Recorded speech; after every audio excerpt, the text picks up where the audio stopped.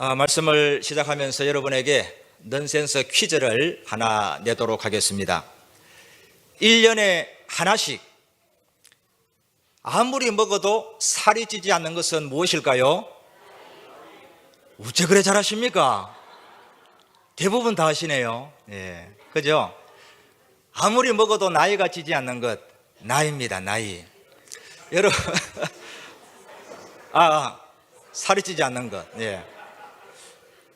여러분 올해 이제 한 살 더 이렇게 드셨는데 좀 어떠십니까? 여러분 거울 보면은 어떤 생각이 드세요? 거울 보면은 저는 4학년 때까지만 해도 거울을 보면은 늘 행복했습니다. 볼 때마다 어떻게 저렇게 잘생겼는가. 그런데 이제 5학년이 되고 나니까 거울 보는 게 별로 재미가 없어요. 보면은 점도 하나 더 생기는 것 같고 또 잔주름도 더 느는 것 같고, 그래서 사진 찍기가 요즘은 별로 즐겁지가 않아요. 사진을 찍어도 내 모습대로 안 나오는 것 같고, 그래서 참 사진 찍기도 싫고. 그런데 우리가 이제 육신의 나이는 거부할 수가 없습니다. 그러나 우리 주님께서 이렇게 말씀하신 게 있어요. 그러므로 우리가 낙심하지 아니하노니 우리의 겉사람은 낡아지나 우리의 속사람은 날로 새로워지는도다. 아멘. 여러분, 우리의 겉사람은 나이가 들면서 더 낡아지고 후패해질지라도 우리의 속사람은 더욱더 날로 새로워질 수 있기를 축원합니다. 유튜브에 100만 회의 조회수를 보여주는 영상들이 많이 있는데 그 중에 법륜 스님의 정문적설이라고 하는 영상이 있어요. 법륜 스님.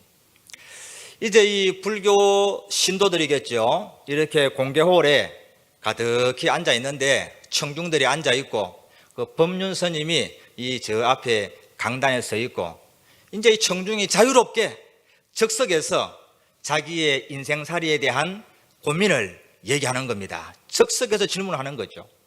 그러면 그것을 듣고는 적석에서 설법을 한다. 그래서 정문적설이에요. 제가 한번 어떻게 해서 100만 명이나 되는 사람들이 이걸 보는가 싶어서 도대체 무슨 얘기를 하나 싶어서 한번 본 적이 있습니다. 보니까 많은 사람들이 인생의 고민이 있잖아요. 남편이 속을 썩이고 남편이 바람을 피우고 또 자녀가 애를 먹이고 갑자기 질병이 찾아오고 어려운 사업의 문제가 있고, 그래서 그런 이제 인생살이를 가지고 그 스님에게 질문을 하니까 대답을 하는데, 제가 가만히 들어보니까 그 대답 전체가 거의 한 가지 얘기를 하더라, 그 말씀이죠. 자, 그게 무슨 얘기냐? 그 답은 이렇습니다. 일체유심조라. 일체유심조. 이게 무슨 뜻이냐 하면은 모든 것은 마음이 지어낸다. 모든 것은 마음에서 만들어낸다. 그 얘기를 하고 있는 것이죠. 이제 일체유심조가 어떻게 나왔냐 하면은 원효대사가 한 번은 여행을 가다가 아주 이렇게 고되게 산을 넘어가는데 밤이 되어가지고 동굴에서 잠을 자게 되었어요. 너무너무 갈증이 나는 거죠. 그래서 먹을 게 없나 싶어서 손을 걷다가 뜯어보니까 깜깜한 그 흑암 중에 바가지 하나가 있다는 말이죠. 그래서 그걸 마셨어요. 얼마나 시원한지 모든 갈증이 씻어지는 생수의 맛이더라. 너무너무 감사하면서 잠을 푹 자고 아침에 눈을 떠서 보니까 그 바가지가 무슨 바가지예요? 해골 바가지라. 그랬더니 어젯밤에 그렇게 시원하고 그렇게 감사하고 생수처럼 여겨졌는데 아침에 알고 보니 그 모든 것이 더럽고 추하고 구토가 나오고 말았다. 모든 사물은 그대로 있는데 내 마음에 따라서 좋기도 하고 나쁘기도 하고 크기도 하고 작기도 하고 옳기도 하고 그렇기도 하다. 그래서 일체유심조라. 네 마음을 바르게 쓰고 욕심을 버려라. 이게 이제 법륜 스님이 그 질문에 하는 모든 대답의 한 주제였습니다. 여러분, 그런데요, 우리 기독교에서는 네 마음으로 모든 것이 이루어진다고 말씀하지 않습니다. 우리 기독교에서는 네 마음먹기에 달렸다, 그렇게 말씀하지 않습니다. 상황을 바꿀 수가 없기 때문에 네가 마음을 잘 먹고 긍정적으로 생각하고 욕심을 버려라, 그렇게 말씀하지 않습니다. 우리가 믿는 하나님, 우리가 예배하는 하나님은 우리의 모든 삶과 우리의 상황을 근본적으로 변화시키시는 살아계신 하나님 줄로 믿으시기 바랍니다. 아멘이죠? 그게 우리의 하나님이에요. 그래서 우리는 오늘도 예배할 때 우리의 모든 상황과 우리의 삶을 변화시킬 수 있는 그 하나님을 믿음으로 나아갈 수 있기를 축원합니다. 지금 이 시간에도 얼마나 문제가 많습니까? 내가 어떻게 할 수 없는 여러 가지 문제와 고난과 근심거리가 있잖아요.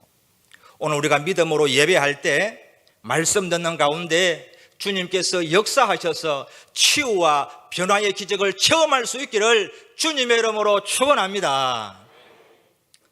인생을 살다 보면은 참으로 우리가 안타까운 때가 있습니다. 그게 어떤 때냐 하면은 아무리 생각을 해도 도대체 이해가 되지 않고 납득이 되지 않을 때, 그때 우리는 참 안타까워요. 아니, 내가 어떤 사고를 당하고 고난을 당하고 실패를 했을 때, 아, 그래, 이건 내가 이걸 잘못해서 그래, 알 수 있다면은 받아들이기 쉬워요.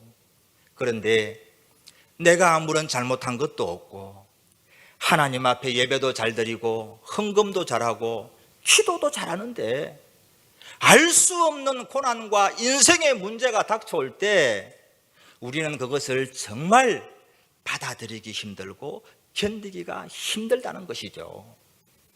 성경에 보면은 이런 이야기들이 참 많은데 오늘 그 가운데 요셉이라는 사람을 우리가 한번 살펴볼 수가 있습니다. 여러분, 요셉은 17세의 소년 시절에 기가 막힌 꿈을 꾸었잖아요. 형님들의 곡식단이 자기에게 절을 하고 해와 달과 11별이 자기에게 절을 하는 아주 신비로운 꿈을 꾸었습니다.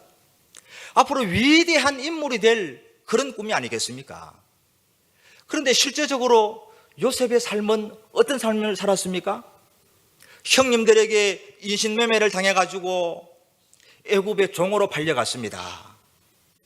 거기에서 그래도 열심으로 정직하게 살았는데 보디발 아내의 그 유혹을 마다하고 누명을 쓰고 감옥에 들어가는 기가 막힌 일을 당하게 되는 것이죠. 여러분, 이 세월이 얼마나 긴지 몰라요. 17살에 팔려가가지고 지금 요셉의 나이가 28세입니다. 몇 년이에요? 11년간. 아니, 11년간 도대체 풀리지 않는 인생, 내 인생은 왜 이렇게 되었을까? 답이 안 나오는 거예요. 어떤 마음이 들겠습니까? 내가 그때 꾼 꿈이 개꿈이었나? 그게 정말 이루어질 수 있는 꿈인가? 마음에 번민이 생기고 얼마나 의심이 들었겠습니까? 그러면서 이제 그 보디발의 집에서 종살이를 하고 있는 것이죠. 그런데 그 보디발의 집에서 살아가던 어느 날 요셉에게 철호의 기회가 찾아왔어요. 정말 이것은 하나님이 주신 기회다, 그렇게 믿을 만한 아주 놀라운 기회가 찾아왔는데 요셉이 갇혀있는 그 보디발 집의 감옥에 바로의 궁에서 일을 하는 술 맡은 관원장, 떡 굽는 관원장이 죄를 지어서 들어오게 된 것입니다. 여러분, 이 당시에 우리가 관원장 그러면은 어떤 사람인지 대충은 아시죠? 요즘으로 말하면은 장관급이에요. 장관급. 왕의 최측근이죠. 우리 성경에 보면은 술 맡은 관원장이 한 번 나오시는 분이 있는데 바벨론 포로기에 누구죠? 느헤미야. 대단한 분 아닙니까? 그 왕과 함께 대화하고 왕에게 독사를 하는 것을 막아내는 아주 생명을 지키는 척근 중에 척근이 술 맡은 관원장이에요. 그런데 이 술 맡은 관원장, 떡 굽는 관원장이 요셉이 갇혀있는 그 감옥으로 들어왔으니까 자기의 그 억울한 얘기를 이제 하소연할 수 있는 길이 생겼고, 그것만 밝혀진다면 이 옥에서 나갈 수 있는 절호의 찬스가 왔다, 그 말씀이죠. 그래서 그들이 이제 감옥에서 섬기고 있는데, 하루는 보니까 요셉이 봉사하려고 들어가 보니까 이 술 맡은 간원장과 떡 굽는 간원장 얼굴에 수심이 가득한 거예요. 근심이 가득한 거예요. 그래서 요셉이 달려가서 물어봅니다. 아니, 간원장님들 오늘 아침에는 왜 그리 얼굴에 수심이 가득합니까? 그렇게 물어보는 거예요. 여러분, 6절 말씀을 한번 성경을 펼쳐보시기 바랍니다. 자, 6절 말씀, 7절 말씀 우리 같이 한번 읽어봅니다. 시작. 아침에 요셉이 들어가 보니 그들에게 근심의 빛이 있는지라. 요셉이 그 주인의 집에 자기와 함께 갇힌 바로의 신하들에게 묻되 어찌하여 오늘 당신들의 얼굴에 근심의 빛이 있나이까? 자, 여러분, 오늘 우리가 요셉의 삶을 바라보면서 여기서 한 가지 중요하게 배울 점이 있는데요. 요셉은 다른 사람에게 관심을 가지고 사랑을 베푸는 그런 아름다운 성품을 가지고 있더라 하는 것이에요. 여러분, 지금 요셉이 사실 다른 사람들 안색을 살피고 그들의 형편을 살필 그런 여유가 있겠습니까? 제코가 석자예요. 아무런 희망도 없고 누명을 쓰고 평생 감옥에 살아야 될지도 모르는데 어떻게 다른 사람을 살피고 무슨 관심을 가지고 그렇게 하겠습니까? 그런데 요셉은 그렇지 않았어요. 다른 사람에게 관심을 가지고 그들의 안색을 살피고 그들을 적극적으로 도와주려고 하는 아름다운 사랑의 마음을 가지고 있었다, 그 말씀이죠.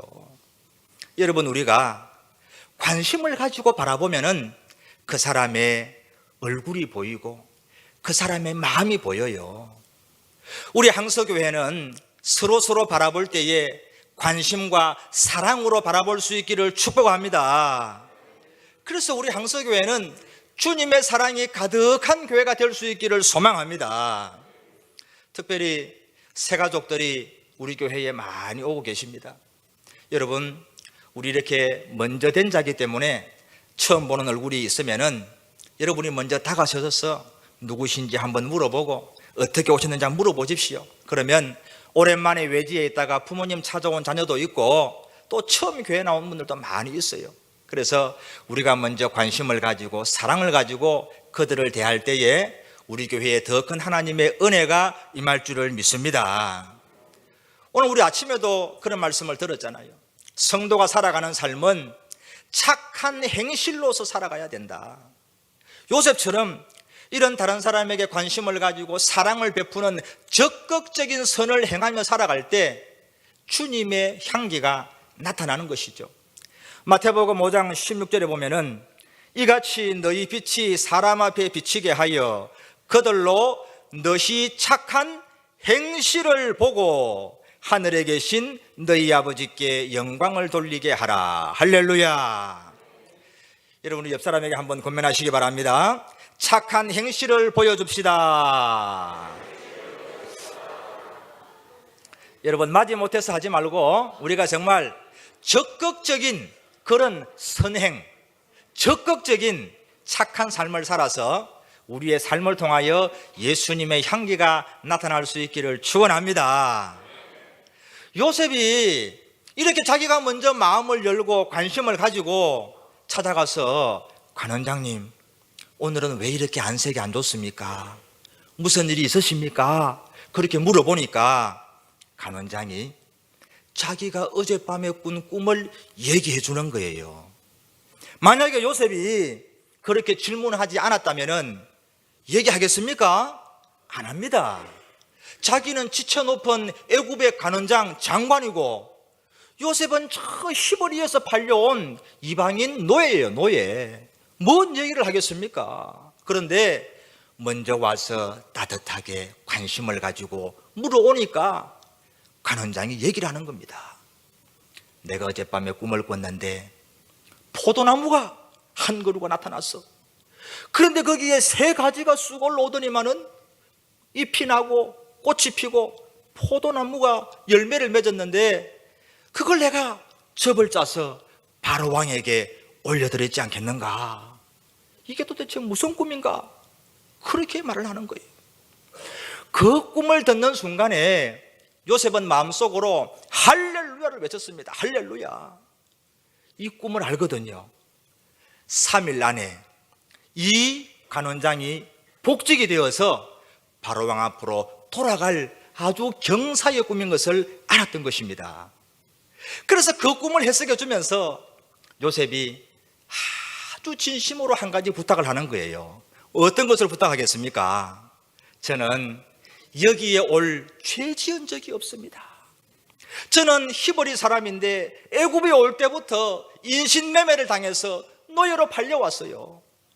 여기 와서도 저는 죄 지은 적이 없습니다. 보디발 집에서 열심히 일했습니다. 정직하게 살았습니다. 나는 죄 지은 것 없이 억울한 누명을 쓰고 지금 갇혀 있으니까 간원장님 돌아가시거들랑 제발 저의 모든 진실을 밝혀주시고 저를 옥에서 좀 끄집어내어 주십시오. 그렇게 부탁을 하는 거죠. 여러분 14절 말씀을 한번 잘 보시기 바랍니다. 14절 자, 같이 한번 읽어보겠습니다. 당신이 잘 되시거든 나를 생각하고 내게 은혜를 베풀어서 내 사정을 바로에게 아뢰어 이 집에서 나를 건져 주소서. 여러분 이 내용을 보니까 요셉의 간절한 마음이 좀 느껴지십니까? 지금 11년 동안 억울하고 고난의 삶을 살면서 이제 이 관원장을 만났기 때문에 이번에는 내 억울함을 풀고 내가 살아야 되겠다고 하는 그 간절함이 있지 않습니까? 당신이 잘 되시거든 나를 생각하고 내게 은혜를 베풀어서 나의 사정을 바로에게 아뢰어 이 집에서 나를 건져 주옵소서. 여러분 얼마나 간절함이 느껴지십니까? 그래서 이제 이 간원장은 궁궐로 들어갔습니다. 그때부터 요셉은 그 다음 날부터 기다리고 있는 거죠. 바로의 궁궐에서 올 기별을 기다립니다. 간수상에게 쫓아가서 간수상님 궁궐에서 기별 온 것 없습니까? 아무것도 온 게 없는데 또 그 다음날 아침에 눈을 뜨자마자 달려갑니다. 간수장님 궁궐에서 혹시 기별 온 것 없습니까? 아무 기별이 없는데. 여러분 그렇게 시간이 흘러가는 거예요. 어떻게 된 일일까요? 여러분 며칠 전에 이 놀라운 일을 해석해 준 요셉을 간원장이 기억을 하지 못하고 잊어버린 거예요. 잊어버린 거예요. 여러분 같으면은 잊을 수 있겠습니까? 저는 이 말씀을 보면서 이해가 안 돼요. 이해가 안 돼. 아니 며칠 전에 있었던 일인데 어떻게 요셉을 기억을 하지 못할까? 자, 그런데 성경은 그렇게 말씀을 합니다. 40장 23절 한번 보시기 바랍니다. 23절 말씀 같이 봅니다. 술 맡은 간원장이 요셉을 기억하지 못하고 그를 잊었더라. 분명히 말씀을 하고 있습니다. 요셉을 기억조차 하지 못하고 그를 잊었더라. 이걸로 40장이 끝이 나버립니다. 마지막으로 가졌던 그 희망이 무너지고 절망으로 40장이 끝이 나는 거예요. 요셉을 기억하지 못하고 잊었더라. 여러분 저는 이 23절을 보면서 아니 어떻게 이럴 수가 있을까? 아니 며칠 전에 나의 그 신비한 꿈을 해석해 준 요셉을 저 같으면은 복직이 되자마자 야 이거 정말 요셉의 말대로 되었구나. 그 사람 보통 사람이 아니구나. 그러면서 저는 초대를 해서 대접도 해주고 상도 주고 당신이 얘기한 억울한 사정을 한번 얘기해 보시오. 내가 해결해 주겠소. 저 같으면 그렇게 하겠습니다. 그런데 어떻게 된 영문인지 궁궐로 돌아간 간원장은 요셉을 기억하지 못하고 그를 잊었더라. 여러분 여기에는 우연이 아니에요. 하나님의 계획하심과 간섭하심이 있다는 것을 기억하시기 바랍니다. 이건 우연이 된 게 아니에요. 하나님께서 지금 작정한 일이 있는 거예요. 그로부터 2년이 지났습니다. 2년 동안 감옥에서 푹 썩고 있었어요. 2년이 지나고 나니까 어떻게 되었습니까? 자, 41장 1절을 이렇게 시작을 하고 있죠. 만 2년 후에 바로가 꿈을 꾼적 자기가 나일 강가에 서 있는데, 자, 이번엔 누가 꿈을 꿉니까? 바로 왕이 꿈을 꿔요. 7년 풍년, 7년 흉년, 그 신비한 꿈을 꾸게 되고 이제 요셉을 부르게 됩니다. 자, 그러면 여러분 보십시오. 2년 전에 관원장의 꿈을 해석했을 때 왜 그러면 그때는 하나님께서 이 요셉을 애굽의 궁궐로 인도하지 않고 2년 동안 더 감옥에 있게 하시고 마침내 이제야 요셉을 바로의 궁으로 부르시는 것일까요? 왜 하나님은 2년 전에는 왜 도와주지 않았을까요? 이 질문이 있는 거예요.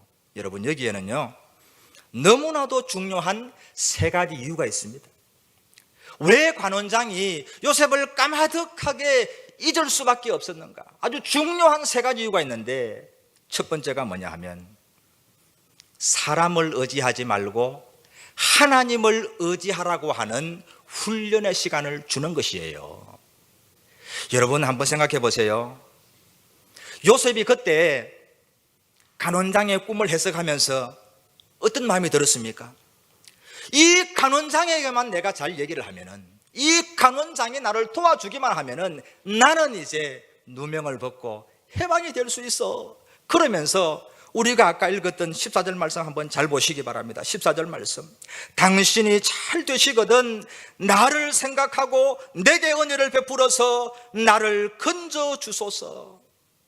여러분, 이건 하나의 기도 아닙니까? 간절한 기도죠.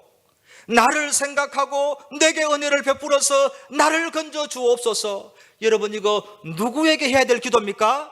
하나님께 해야 될 기도예요. 하나님께 부르짖어야 될 기도예요.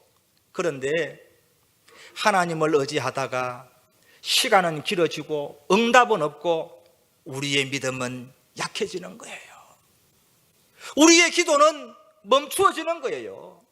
그리고는 힘 있는 사람 하나 나타나니까 당신이 잘 되시거든 나를 생각하고 나에게 은혜를 베풀어서 나를 건져 주십시오. 간원장이 하나님이 되어 있더라, 그 말씀이에요. 그때 하나님 도와주지 않아요. 세상의 모든 나의 생각과 나의 모든 지혜와 그 모든 것을 버리고 포기하고 하나님을 바라볼 때에 하나님 역사한다는 것을 기억하시기 바랍니다. 여러분, 그 성경에는요 도울림이 없는 인생 방백을 의지하지 말고 하나님을 의지하라고 말씀하고 있습니다. 오늘 우리도 마찬가지입니다. 여러분, 지금 말씀은 하지 않아도 다 나름대로 고난이 있을 거예요. 질병의 문제가 있고 가정의 문제가 있고 사업의 문제가 있고 자식의 문제가 있고 내가 어떻게 할 수 없는 문제들이 우리에게 있지 않습니까? 그러나 그것을 가지고 방백을 의지하지 말고 사람을 의지하지 말고 우리의 모든 삶을 근본적으로 변화시킬 수 있는 능력의 하나님께 부르짖고 간구하시기를 축원합니다. 성경에서 음행을 아주 경고하잖아요. 성경이 말하는 음행이 무엇입니까? 그것은 하나님보다 다른 것을 더 사랑하는 거예요. 하나님보다 세상을 더 의지하는 거예요. 내가 하나님보다 다른 것을 더 찾는 거예요. 그것이 성경에서 말하는 영적 음행이라는 것입니다. 우리는 신앙의 순결을 지키는 거룩한 신부가 되어서 무슨 일을 만나든지 하나님 앞에 나아가고 하나님을 의지하는 항스의 모든 성도가 될 수 있기를 주님의 이름으로 축복합니다. 두 번째 이유가 있습니다. 자, 왜 2년 동안 2년 전에 건져주지 않고 2년 동안 그대로 감옥에 두셨는가? 이것은 앞으로 요셉이 애굽의 총리가 되어서 그 모든 역사를 감당할 수 있는 수업을 받게 하신 거예요. 총리의 경험을 쌓게 한 거예요. 여러분 아시다시피 보디발 집에 있는 감옥은 어떤 죄수 가운데 그랬습니까? 왕의 궁궐에서 오는 죄수들, 바로왕의 그 궁궐에 있는 대신들, 아주 높은 관직에 있는 사람들이 실수를 하거나 죄를 지었을 때 보디발 감옥에 들어오는 거예요. 그러니까 그곳에 인연이 있으면서 요셉은 애굽의 모든 문화를 배우고 궁중의 예법을 배우고 애굽의 법을 배우고 그러면서 총리의 모든 자질을 갖추게 하신 훈련이요, 그런 학교였다, 그 말씀이에요. 여러분, 우리도 마찬가지예요. 저도 삶을 살아오면서 돌아보면은 고난의 세월이 참 많았습니다. 나중에 한번 책을 한번 쓸 수도 있겠는데 참 많은 이야기가 있어요. 그런데 돌아보고 느끼는 것이 뭐냐 하면은 그 고난과 어려움을 통해서 내가 더욱더 영적으로 또 내 믿음이 성숙했다는 것을 깨닫습니다. 여러분, 우리에게 다가오는 고난이 그저 의미 없는 어려움, 무작정 극복해야 될 어려움이 아니라 그 고난과 역경을 통해서 여러분의 믿음이 자라고 여러분이 더욱더 성숙해지는 축복의 시간이 될 수 있기를 주님의 이름으로 축원합니다. 그리고 세 번째 또 한 가지 이유가 있습니다. 왜 2년 전에 관원장을 통해서 건져주지 않고 2년 후에 건져주셨는가? 여러분, 그것은요, 총리로 등용될 수 있는 나이의 자격을 맞추게 하시기 위해서 그랬어요. 이게 무슨 말이냐 하면은 고대 근동사회의 나라들을 보면은요, 중직에 등용되는 시작의 나이가 30세입니다. 30세. 자, 성경에 보면은 이런 말씀이 나와요. 민수기 4장 30절에 보면은 성전에서 제사장으로 직무를 시작할 수 있는 나이를 갖다가 명시를 하고 있는데 30세부터 50세까지 회막에서 복무하고 봉사할 모든 자를 계수하라. 여러분, 제사장이 되려고 그러면 몇 세가 되어야 돼요? 30세가 되어야 돼요. 총리도 마찬가지예요. 자, 41장, 창세기 41장 46절에 보면은 의도적으로 나이를 기록해 놨습니다. 요셉이 애굽왕 바로 앞에 설 때에 30세라. 의도적으로 기록을 해놨어요. 30세를 채우고 이제 총리가 되었다고 말씀을 하고 있는 것입니다. 여러분, 오늘 우리가 삶을 살아가다 보면은 이 요셉과 마찬가지의 삶이 우리 가운데 참 많습니다.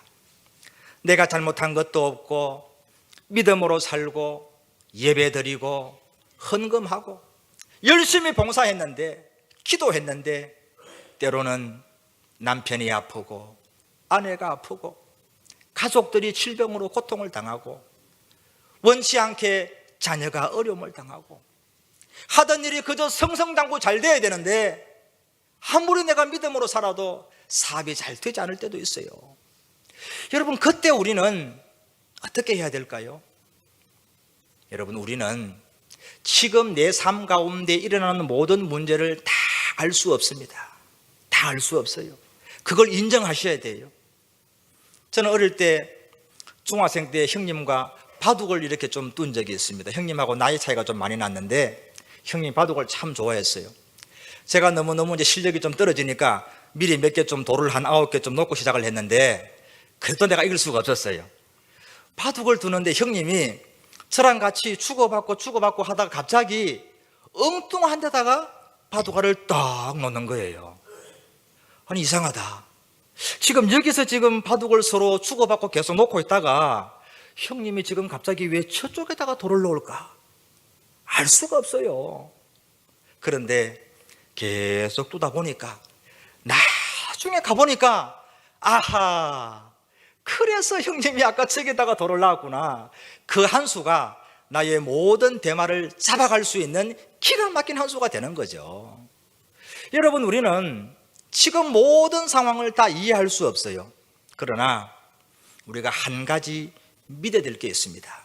그게 뭐냐 하면 하나님은 지금 내가 다 알지 못하는 이 어려움, 역경, 고난, 이 모든 것을 반드시 반전시키는 하나님이라는 것을 믿으시기 바랍니다.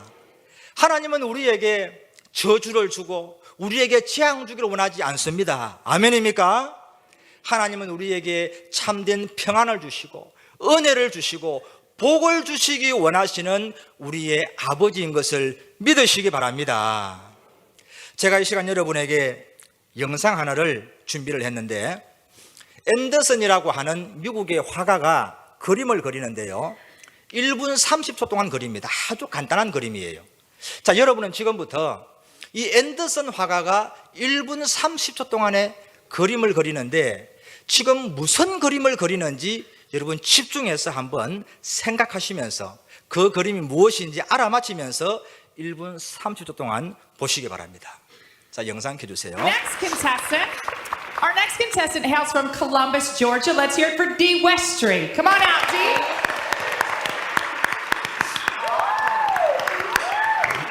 All right. All right, so what is your talent? What will you be performing today? I'm a speed painter, and I'm going to do a painting in a minute and a half or less. All right, here we go. Let's hear it for Dee Westry. 여러분 잘 보시기 바랍니다. 1분 30초 짧은 시간입니다. 자, 무슨 그림인지 알아맞혀 보시기 바랍니다.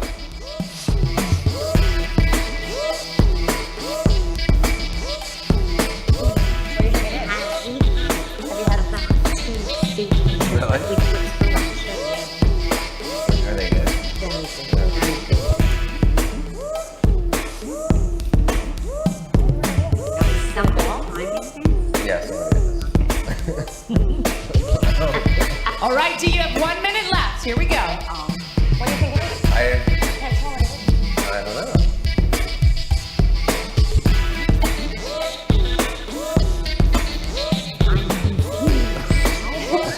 45 seconds, Dee. Here we go. Not even a tree. 자, 여러분 짐작이 되시나요? 어떤 그림인지. 자, 시간 다 돼갑니다. Okay. 30 seconds, Dee. Oh. You've seen some of these before. Come on, guys, we can figure this out. Not a clue. I don't think you need much time. No! It looks like a pear. Okay. A potato. All right, it's coming down to the wire. 15 seconds, Dee. A pear. Come on!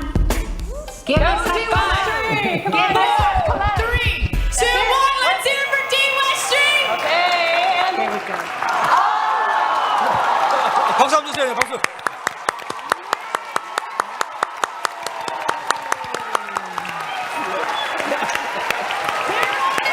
네. 자, 여러분, 저 앤더슨이라는 화가가 그린 그림이 반전이라는 그림이에요. 반전. 여러분 한번 아까 1분 30초 동안 그림 그릴 때 이 사람이 그리는 그림이 뭔지 혹시 알아낸 분이 계신가요? 아무도 없죠? 아무도 없어요. 아무도 몰랐어요. 그런데 그림이 다 완성이 되고 나니까 반전이 일어나는 거예요. 지금 우리의 삶도 마찬가지라는 거죠. 요셉도 마찬가지였어요. 11년째 억울하게 살고 2년 감옥 생활하고 13년 동안 살아갈 때 내가 왜 이런 고난을 당하는지, 내가 왜 이런 일을 겪는지 알 수가 없었어요. 그런데 그 모든 그림이 다 완성이 되었을 때 하나님은 그 요셉을 들어서 총리로 세우고 이스라엘을 구원하는 구원자로 삼으신 줄을 믿습니다. 반전이 있는 거예요. 여러분 영화도 그렇잖아요. 반전이 있어야 재미가 있어요. 아니 주인공이 아무런 어려움도 없고 아무런 고난도 없는 그런 밋밋한 영화가 어디 있습니까? 주인공이 잡혀가기도 하고 고문당하기도 하고 죽을 뻔도 하고 그러다가 가까스로 탈출을 해서 역전하고 이기는 그런 영화가 재미가 있잖아요. 여러분 우리의 삶도 마찬가지입니다. 지금 내가 겪고 있는 이 상황이 어느 단계인지 우리는 알 수 없어요. 나에게 왜 어려움이 찾아왔을까? 나에게 이 고난이 왜 찾아왔을까? 지금은 아무리 생각해도 이해가 되지 않고 납득이 되지 않지만은 하나님의 그림이 완성되는 그 순간에 우리의 인생은 반전될 줄을 믿습니다. 기대하시기 바랍니다. 여러분 그 믿음을 가지고 사는 것이 신앙이라고 하는 것입니다. 여러분 이 한 해를 살아갈 때에 우리가 하나님의 말씀 하나 붙잡기를 원하는데 로마서 8장을 한번 찾아보시기 바랍니다. 로마서 8장 28절. 우리가 요셉 같은 그런 고난을 당할 때 인내할 수 있도록 힘을 주시는 말씀인데요. 로마서 8장 28절 말씀 같이 한번 읽어보겠습니다.